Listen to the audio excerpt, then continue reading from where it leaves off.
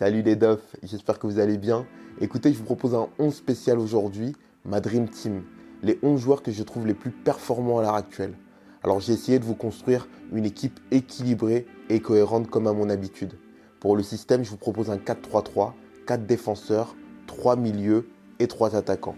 Vous êtes prêts? Allez, c'est parti.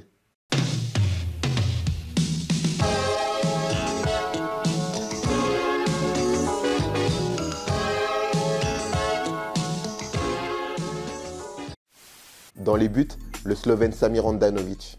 On parle peu de lui, trop peu de lui. Neuer a plus de classe, Buffon plus de charisme. Et pourtant, en termes de régularité, j'estime que Handanović est le plus méritant. Depuis plusieurs années, il tient l'Inter à bout de bras avec Mauro Icardi. Handanović multiplie les exploits et les arrêts de haut niveau. Sa régularité, sa présence, son aura en font mon titulaire. Et dommage que son équipe nationale ne lui permette pas de briller davantage. Arrière droit, Joshua Kimmich. Le jeune Allemand nous montre qu'être un latéral moderne, ce n'est pas seulement faire le piston entre la défense et l'attaque.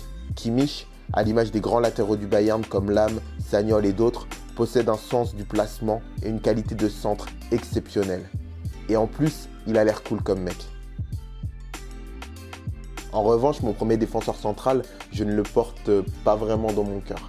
Mais bon, c'est une Dream Team, alors je mets l'affect de côté. Pour tout vous dire, il m'agace souvent. Il est arrogant.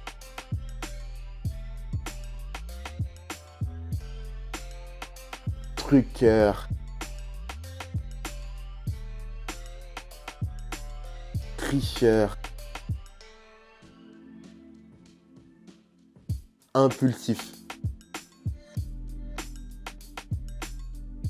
C'est Sergio Ramos, bien sûr. هذه كرة طويلة من مودريتش بالراس جول جول جول جول راموس راموس راموس راموس راموس. Vous l'aurez compris, je n'apprécie pas spécialement son comportement, mais je reconnais qu'il est sans doute le meilleur défenseur au monde actuellement.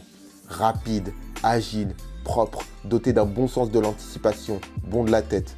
Qu'on l'aime ou pas, Ramos reste un des visages du foot mondial. Pour accompagner Ramos, axe gauche, Samuel Umtiti. Alors je sais, il y a quelques mois, je ne l'ai pas mis dans mon 11 de l'équipe de France. Mais je dois vous dire qu'en fait, je crois tellement fort dans le potentiel et dans les qualités de Prestel Kimpembe que ça m'a peut-être un peu aveuglé. Alors je dois faire un petit peu mon mea culpa. Et je dois dire que Samuel Umtiti m'impressionne vraiment par sa capacité à s'adapter au haut niveau. Aujourd'hui, il a franchi un cap et pour moi, c'est un des meilleurs défenseurs du monde. Serein, intelligent, puissant, rapide, gaucher, il s'est fondu dans l'effectif du Barça de manière admirable. Il ne représente plus l'avenir, mais le présent. Au poste d'arrière gauche, Marcelo. Je suis fan. Et honnêtement, j'aurais aimé le voir dirigé par Pep Guardiola. Je suis sûr qu'il aurait pu en faire un bon milieu de terrain, un peu comme ce qu'il a fait avec Philippe Lahm. Et en fait, Marcelo, ce que j'adore chez lui, c'est qu'il est techniquement très propre, il est très élégant balle au pied et il a une qualité de contrôle que je trouve particulièrement stylée. Le jeu de Marcelo est tout en maîtrise et en décontraction. Malgré sa position excentrée, il peut changer le rythme du jeu. Ses montées de balles tranchantes transpirent le swag. Marcelo, c'est le beau footballeur dans toute sa splendeur. À l'heure où les véritables récupérateurs se font de plus en plus rares, Busquets fait de la résistance. Et avec quelle manière? Intelligent, serein, posé, calme, parfois vicieux. Le Barcelonais est pour moi la référence du poste. Le Catalan ratisse, stabilise une équipe, rassure. Plus qu'un simple numéro 6, sa qualité de passe et de contrôle lui permet de ressortir vite et proprement les ballons. Busquets est une première rampe de lancement. Je ne l'imagine ni plus haut, ni plus bas. Il maîtrise son rôle à la perfection.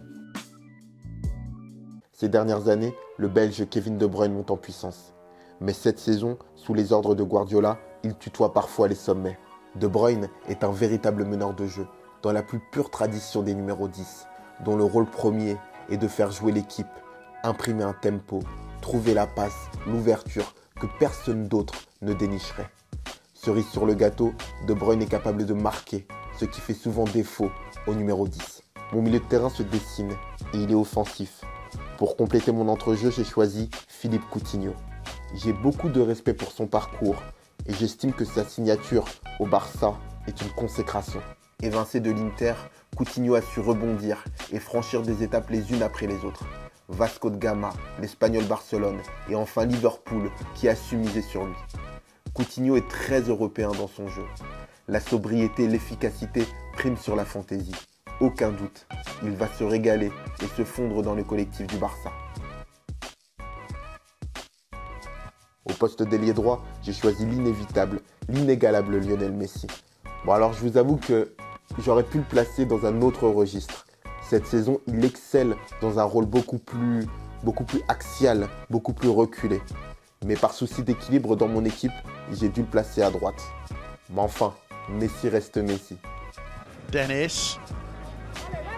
Oh, good ball through the middle to Leo Messi. And that is how to take the ball around the keeper. The applause sounds like it's a goal. Dans le rôle d'avant-centre, Luis Suarez. Alors évidemment, je n'oublie pas sa main dégoûtante, répugnante face au Ghana en Coupe du Monde. Mais encore une fois, je me base sur les performances, sur le terrain. Et pour moi, Luis Suarez est le meilleur numéro 9 actuel. C'est un buteur, un renard des surfaces, un joueur intelligent qui sait parfois s'effacer pour privilégier le collectif. Suarez peut délivrer des passes décisives. Il est bon de la tête, des deux pieds. C'est un attaquant capable de marquer dans n'importe quelle position.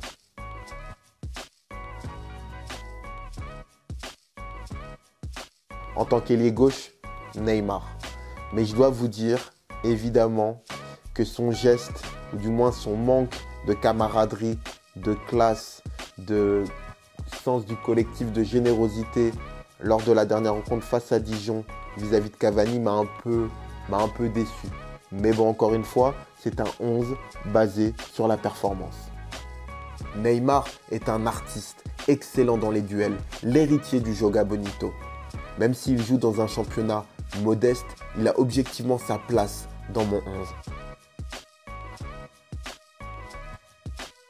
Je vous remercie d'avoir suivi cette vidéo et je vous invite dans les commentaires à me donner votre Dream Team. Allez, je vous dis à bientôt les dofs. Portez-vous bien. Ciao.